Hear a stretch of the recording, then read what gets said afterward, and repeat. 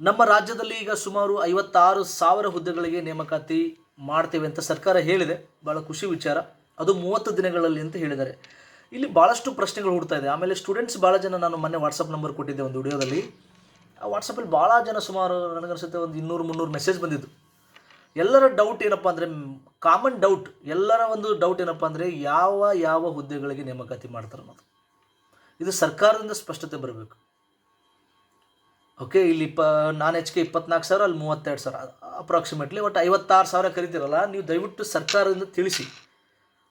ಏನು ತಿಳಿಸ್ಬೇಕಂದ್ರೆ, PC ಎಷ್ಟಿದೆ, PSI ಇದೆಯೋ ಇಲ್ಲೋ, ಫೈನಾನ್ಸ್ ಡಿಪಾರ್ಟ್ಮೆಂಟಿಂದ ಕ್ಲಿಯರೆನ್ಸ್ ಸಿಕ್ಕಿದೆಯೋ ಇಲ್ಲೋ, PDO ಎಷ್ಟಿದೆ, FD SD ಎಷ್ಟಿದೆ, ಎಲ್ಲ ಟೋಟಲ್ C ಗ್ರೂಪ್ ಎಷ್ಟಿದೆ, D ಗ್ರೂಪ್ ಎಷ್ಟಿದೆ, B ಗ್ರೂಪ್ ಎಷ್ಟಿದೆ, A ಗ್ರೂಪ್ ಎಷ್ಟಿದೆ, ದಯವಿಟ್ಟು ಇದ್ರ ಬಗ್ಗೆ ಕ್ಲಾರಿಟಿ ಇಲ್ಲ.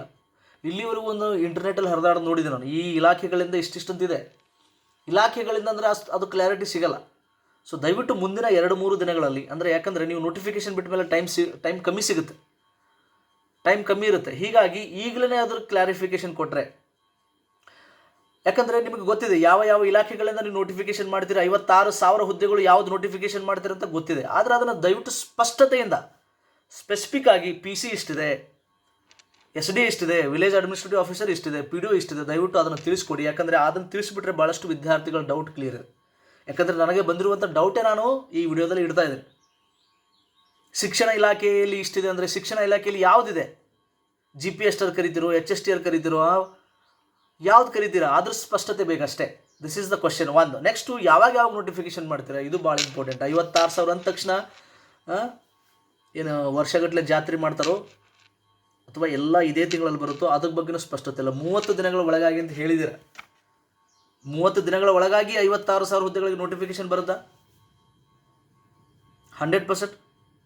ಅಥವಾ ಇಲ್ಲ ನಾವು ಮಾರ್ಚಲ್ಲಿ ಶುರು ಮಾಡ್ತೀವಿ, ಏಪ್ರಿಲಲ್ಲಿ ಒಂದಿಷ್ಟು, ಮೇದಲ್ಲಿ, ಅದ್ರ ಬಗ್ಗೆನೂ ಸ್ಪಷ್ಟತೆ ಇಲ್ಲ. ಸೊ ಇದಕ್ಕೂ ಕೂಡ ಆನ್ಸರ್ ಬೇಕು. ನೆಕ್ಸ್ಟು, ಎಕ್ಸಾಮ್ಗೆ ತೆಗೆದುಕೊಳ್ಳುವಂಥ ಸಮಯ ಏನು ಬೇಕು? ಅದೇನಂತಾರೆ ನಾವು, ಈವೆಂಟ್ಸ್ ಒಂದು ಕ್ಯಾಲೆಂಡರ್ ಬೇಕು ರೀ. UPSC ಮಾಡ್ತಾರಲ್ಲ, ಈ ತಿಂಗಳಲ್ಲಿ ನೋಟಿಫಿಕೇಷನ್ನು, ಈ ತಿಂಗಳಲ್ಲಿ ಎಕ್ಸಾಮು, ಈ ತಿಂಗಳಲ್ಲಿ ರಿಸಲ್ಟು, ಈ ತಿಂಗಳಲ್ಲಿ ನಿಮಗೆ ಫೈನಲ್. ಇದು ಬೇಕಲ್ಲ? ಅಕೌಂಟಬಿಲಿಟಿನೇ ಇಲ್ಲ. ಈಗ ಸರ್ಕಾರ, ನಮ್ಮ ಕರ್ನಾಟಕದಲ್ಲಿ ಒಂದು ದೊಡ್ಡ ಸಮಸ್ಯೆ ಏನಪ್ಪ ಅಂದರೆ, ಯಾವಾಗಲೂ ಒಂದು ಸಿಸ್ಟಮೆಟಿಕೇ ಇಲ್ಲ. ಇದು ಭಾಳ ಬೇಜಾರದ ಸಂಗತಿ. ಯಾಕಂದರೆ ಪ್ರಿಪ್ರೇಷನ್ ಮಾಡೋರಿಗೆ ಒಂದು ಸಿಗುತ್ತೆ, ಒಂದು ವೇ ಅಂತ ಸಿಗುತ್ತೆ, ವಿದ್ಯಾರ್ಥಿಗಳಿಗೆ ಅನುಕೂಲ ಆಗುತ್ತದೆ. ಈ ತಿಂಗಳಲ್ಲಿ ನೋಟಿಫಿಕೇಷನು, ಈ ತಿಂಗಳಲ್ಲಿ ಎಕ್ಸಾಮು, ಈ ತಿಂಗಳಲ್ಲಿ ರಿಸಲ್ಟು, ಅಥವಾ ನೀವು ಮುಂಚೆನೇ ಫಿಕ್ಸ್ ಆಗಿ ಅದಕ್ಕೆ ಬದ್ಧರಾಗಿ ನೀವು ಎಕ್ಸಾಮ್ಸ್ ಮಾಡಿದ್ದೆ, ಅದರಲ್ಲಿ ಬಹಳಷ್ಟು ವಿದ್ಯಾರ್ಥಿಗಳಿಗೆ ಅನುಕೂಲ ಆಗುತ್ತೆ. ಸೊ ಹೀಗಾಗಿ ಇವಿಷ್ಟು ಕ್ವಶನ್ಗಳಿಗೆ ಸರ್ಕಾರ ದಯವಿಟ್ಟು ಆನ್ಸರ್ ಮಾಡಬೇಕು. ಸರ್ಕಾರ ಅಂತಲ್ಲ, ಸಂಬಂಧಪಟ್ಟ ವ್ಯಕ್ತಿಗಳು ಮುಂದಿನ 2-3 ದಿನಗಳಲ್ಲಿ ಇದಕ್ಕೆ ಆನ್ಸರ್ ಮಾಡಿದ್ರೆ ತುಂಬ ಒಳ್ಳೆಯದಾಗುತ್ತೆ. ಇಲ್ಲ 2-3 ದಿನಗಳಲ್ಲಿ ನೋಟಿಫಿಕೇಷನ್ ಮಾಡಿಬಿಡಿ, ಇನ್ನೂ ಒಳ್ಳೆಯದಾಗುತ್ತೆ. ಆದರೆ ಸ್ಪಷ್ಟತೆ ಬೇಕಾಗುತ್ತೆ. ನೆಕ್ಸ್ಟ್ ಇನ್ನೊಂದು ಏನಪ್ಪ ಅಂದರೆ, ಸರ್ಕಾರ ಪ್ರತಿ ಸಲ ನಾವು ಬೀದಿಗಿಳಿದು ಹೋರಾಟ ಮಾಡಿದಾಗ ಮಾತ್ರ ಎಚ್ಚೆತ್ಕೊಂಡು ಮುಂದೆ ಬರುತ್ತೆ. ಉಳಿದ ಟೈಮಲ್ಲಿ ಒಟ್ಟು ಕಮ್ಯುನಿಕೇಷನ್ ಇಲ್ಲ. There is no 2-way communication. ಏನಾದರೂ ವಿದ್ಯಾರ್ಥಿಗಳು ಏನಾದರೂ ಕ್ವಶನ್ ಕೇಳಿದ್ರೆ ಯಾವ ಕಡೆಯಿಂದ ಉತ್ತರನೇ ಇಲ್ಲ, ಯಾವ ಮಂತ್ರಿಗಳು ಆನ್ಸರ್ ಮಾಡಲ್ಲ. ಅಂದರೆ ಏನಂದರೆ ಇದೇನು ಅಸಡ್ಡೆ ತೋರಿಸುತ್ತೆ.